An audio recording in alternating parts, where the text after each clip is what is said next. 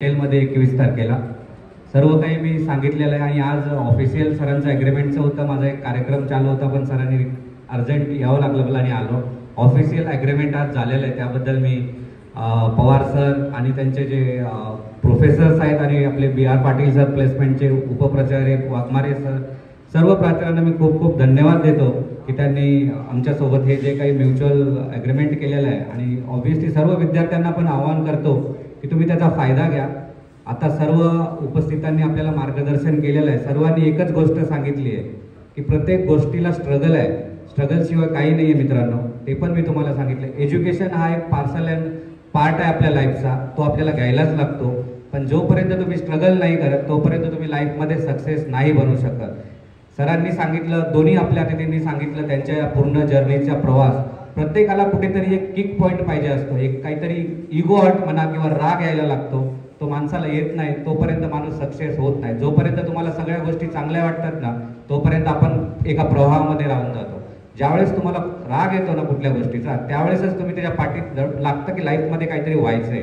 सर्वांना मी तेवढंच एक सांगतोय, कुठेतरी हा पॉईंट आला पाहिजे. तुमच्या आयुष्यात जर संकट नसतील तर तुम्ही ऑब्व्हियसली सक्सेसफुल नाही होऊ शकत. संकट येते वेळेस ग्रुपमध्ये येतात आणि जाते वेळेस एक एक करून जातात.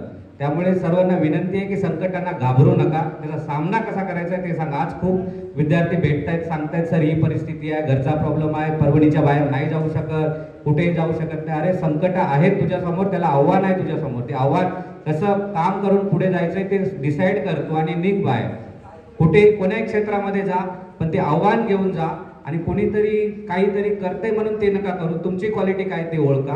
प्रायव्हेट क्षेत्र असो की आपली एक गव्हर्नमेंट क्षेत्र असो, तुम्ही व्यवस्थित त्याचा निवड करू शकता. तुम्ही किंवा मी किंवा आपले प्रोफेसर्स म्हणा किंवा आई वडील जेवढं सांगू नाही शकत तेवढं तुम्ही स्वतःला ओळखता.